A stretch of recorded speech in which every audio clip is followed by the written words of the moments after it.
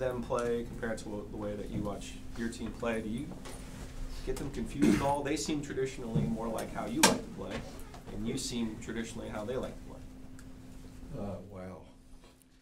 When I watch them, the part of that question is exactly right, because they do try to get the ball inside more, and here I am shooting threes, so I get that part of it there. Last night I was on a recruiting trip, and on the plane coming back I watched their St. John's game from Saturday. Before that I'd seen, maybe 5 or 6 minutes of Michigan State, 5 or 6 minutes of a conference game. I can't even remember which one it was, but I hadn't watched them very much. But those two big guys are a load. And, we've had some big guys like that, whether it's Tyler Zeller, John Henson, Tyler Hansbrough, Dion, and Ed Davis, that kind of thing. So it does present unique matchup problems with them. You've heard me say 100 times this year I'm really concerned about defending around the rim. I've never said those things when we're getting ready to play Duke, and that's not a cut against Sheldon Williams or anybody. It's just that we've always been concerned about doing a good job on their three-point shot. So it is different for sure. I hadn't considered that we had swapped places. I don't know how comfortable Mike is. I'm not very comfortable at all, I can tell you that. But they're really gifted. And college basketball teams are going to lose some games because it's just who it is. And teams like Mike's that are 18, 19 years old, you might get a bigger swing of their level of play than you would if they're older. And I think I've seen that with my team. And, everybody says, well, you got Joel and Theo, and we do. But we also got the big freshman, and we also got Luke, who's in a completely different role than he's ever been in his life. So there's a bigger fluctuation for us, too. But I thought Wendell was as good as anybody in the country. I really did. I went to see him play, and I just thought he was off the charts. And Marvin Bagley's just off the charts with what he's done and his talent level and what he's done. I mean, he's produced. It's not, this guy was really good in high school. I mean, he's averaging a double-double in the ACC against a really, really good schedule. And so I've got a different tape I'm going to watch tonight, and maybe I'll figure out some way to wiggle my nose like Bewitched and get them to start shooting threes, make me feel a heck of a lot better. As big as they are, do you anticipate using both of your bigs at the same time a little bit more like you did the other night against Pitt? No, I'm going to stay with what I said 2 games ago. I'm going to use my big guys a little more than I was when we went small, because I just think that's the best thing for our team and best thing for our program. We always get a little bit into matching up with other people, but we got to play who we need to play, and we need to get better. So playing them together for the stretch that you did the other night had nothing to do with getting them ready to no. I mean, we did that. I'm serious. You guys think I'm lying, but they played together earlier in the year. It's just you guys are watching somebody else play, but they really have played, and they play together every single day. I don't have it down here in the practice plan. They're together every single day. But I did 2 or 3 games ago is when I came in and said I've got to get my bigger guys some more playing time. Roy, Duke leads the country in offensive rebounding percentage. The stats suggest that your team is really good at defensive rebounding. I'm curious, with the small lineup in particular, how is that going? And I said it the other day, the stats sometimes don't tell the truth, because you take out a couple of those outrageous games. And last year we were pretty solid all the time about rebounding the ball, rebound margin, and all that kind of stuff. And if, you can go look at the stats and maybe find that I'm wrong. If it is, that's okay. I just don't remember the fluctuations.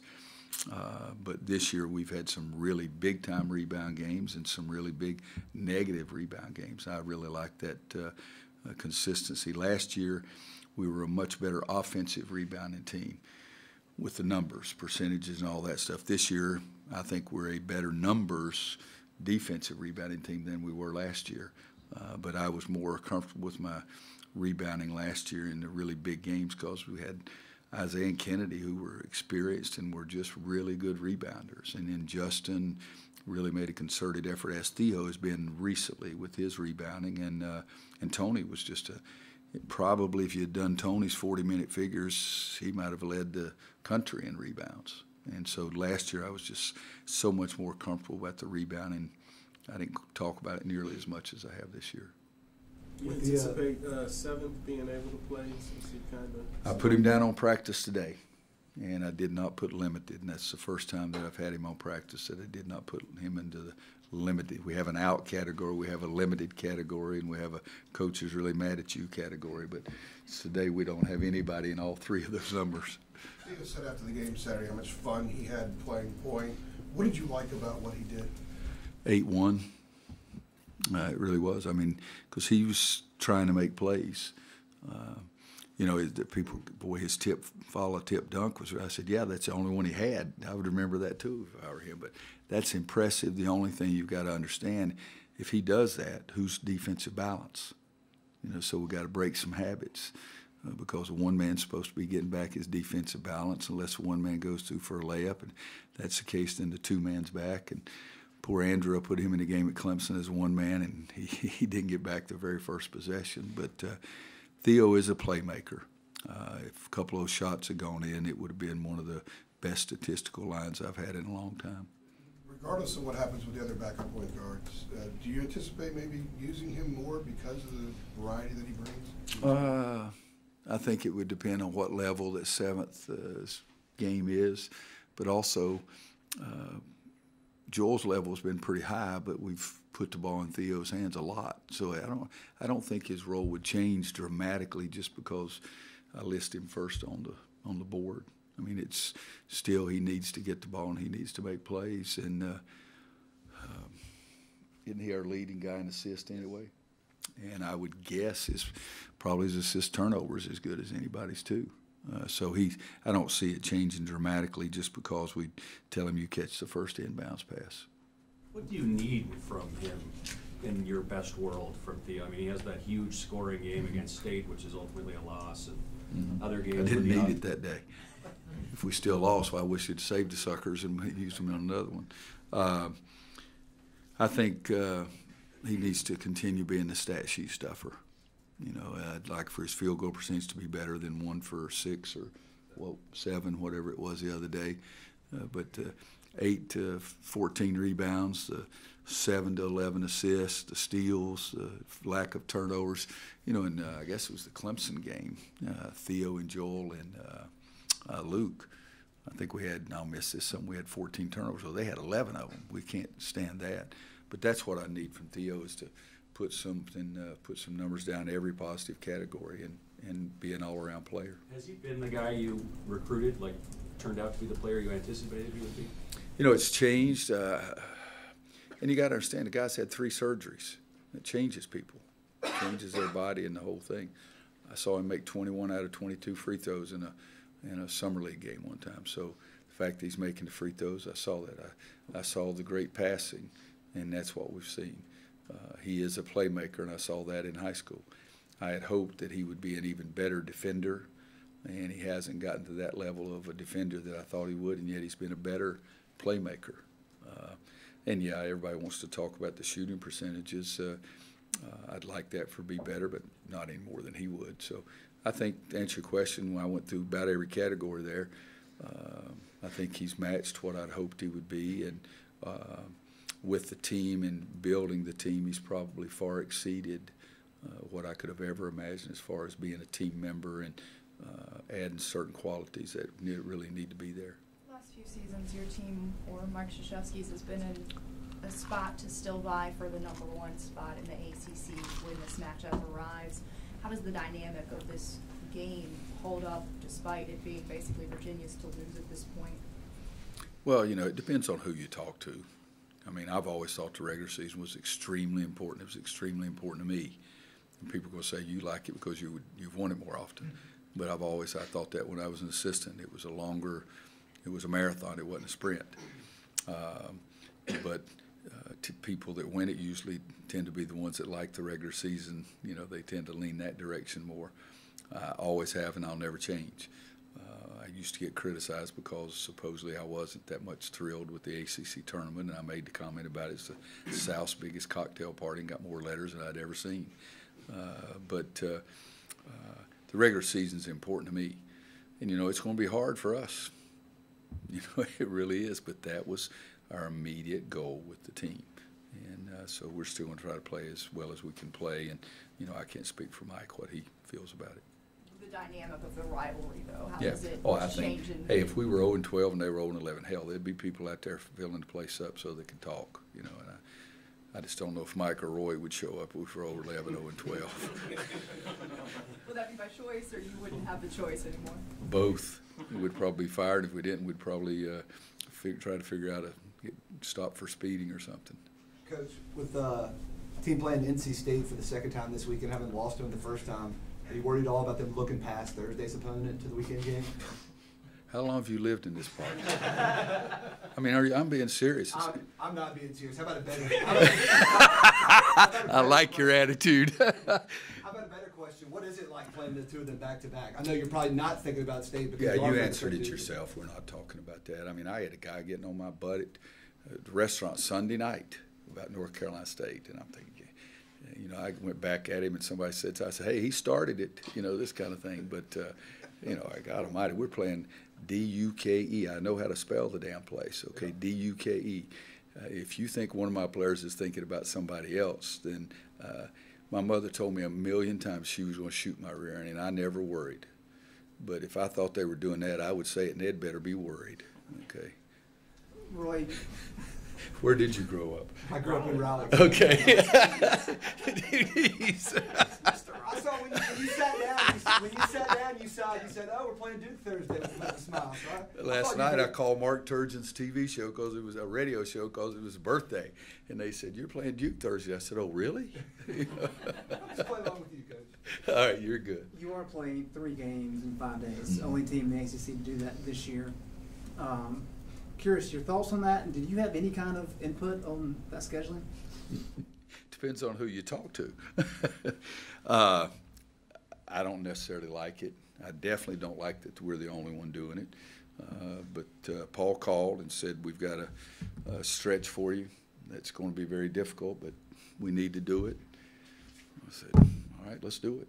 You know, does that say that I was asked if I would do it? If I'd have said no, would they have changed it? I didn't get that impression. Okay, I didn't think he was asking for permission. I thought he was asking for forgiveness. Okay, and so it's, you know, but it's a schedule. It's what the hell we play. You know, that's the way I look at it.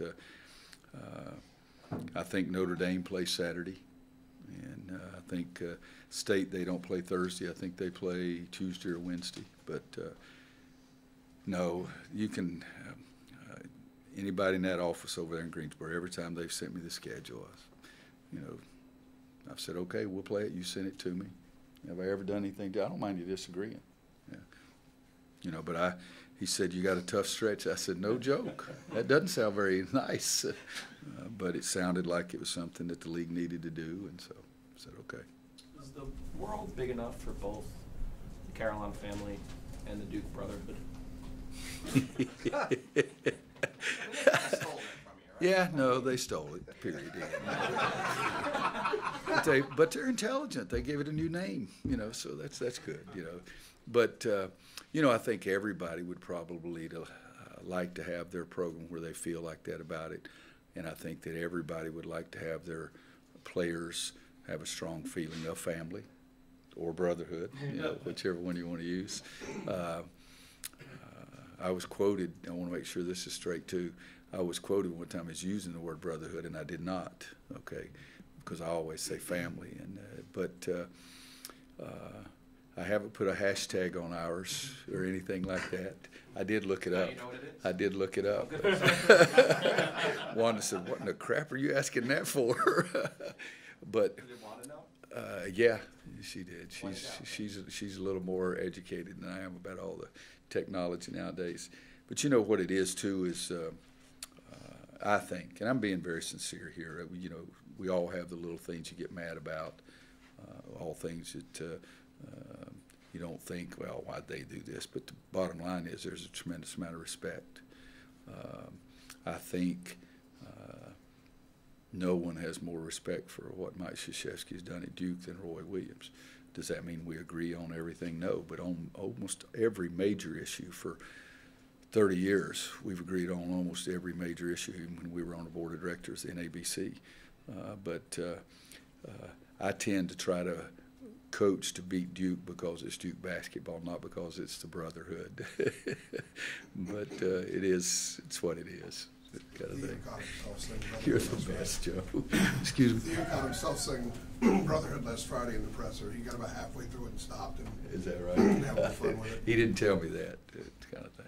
Is there, you generally speaking have 3- and 4-year guys. Is there any nature of the rivalry that's changed by the frequent turnover of the players with one and dones? Or is it still the names on the front? Ultimately? It's still the names on the front. I mean, you guys won't believe this, but I think strongly we've had more guys leave early since I've been here than they have, period. We just haven't had the one and dones. Okay, we've had Marvin, Brandon, Tony, but we've had more guys leave early for the NBA, and it's what the kids should do if it's the option is there. I don't have anything against that. And I've said 100 times, I tried to recruit Harry Giles, I tried to recruit Jason Tatum, I tried to recruit Luke Kennard, you can go down the line, I tried to recruit Zion Williamson, so how can I say something bad about somebody that did the same thing I did? They just did it a lot more successfully. But I don't think it has changed the rivalry in my viewpoint. I really don't. Whoever they put out there in a Duke shirt, this is the team that we're going to try to beat. And I would assume that whoever we put out there, they're going to beat. I mean, one year I got so mad at my team over there, and I took guys out that were just ticking me off. And I put in the 5 toughest guys I could find, and we ended up winning the game. Because sometimes you just got to go by the seat of your pants. Mike, you mentioned seeing people play. Wait a minute, whoa. Hang on, what'd you say? Now you're going to piss me off. Okay. What did I say, Mike? As far as I know, old Roy's the only one sitting his butt up here. Yes, he said Mike. Hey, Art, the Patriots lost. Get over it. And I tell you, I was pulling for them too. And that was hard for me to say, but I was pulling for them. 16 players on our team, we voted. 13 picked the Patriots, 3 picked the Eagles. And after the game, I heard a screaming all the way at my house. Theo, Joel, and Luke picked the Eagles. Everybody else picked the Patriots. All right, Doug, go ahead. Okay, Mike. You mentioned seeing Wendell play. Which of their freshmen did you actively recruit?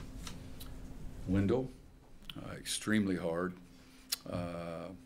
Did it early and decided that it wasn't going to be us. Loved him, had the funkiest looking hair at that time, and he could really play. I visited with him and his mom and his dad, saw him play a lot. Just think he's a great kid, great player. Marvin, we had some discussions.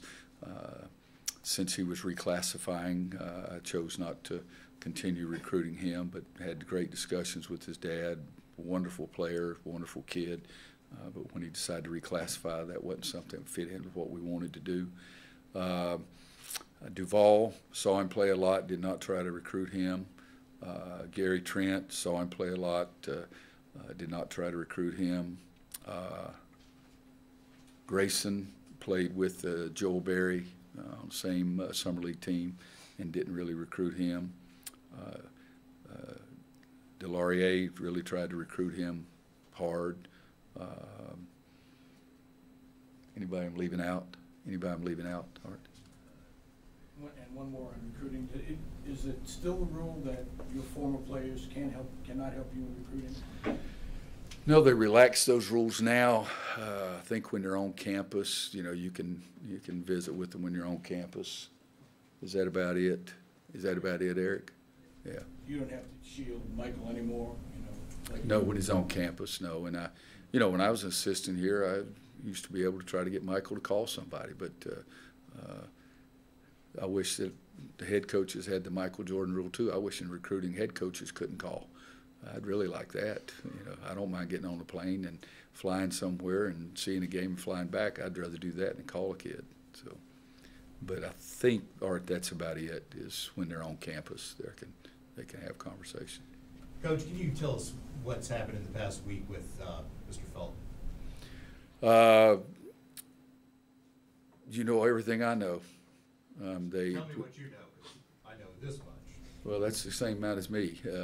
We were informed on Monday of last week that he had been suspended from school by the school. We took him off the practice court and during our stretching, and he had a conversation over the phone with someone, and that's when we were informed. Am I right? And what, in Monday? Yes. Yeah. Yeah. Is the athletic department involved in any investigation with him? Not that I know of. I'm serious. I'm not trying to hide anything. I don't know. And no one from the university told you anything until he was told. Is that correct? He really can't comment on the details of it all. We said last week what the university can say. That's really all he can comment on. So, okay, thanks. Yeah. I was going to say about what he said, but it's easy because I don't know what to say, so it's easy. Plead guilty by dumbness. Just ask one. Yeah, that's one. That's right.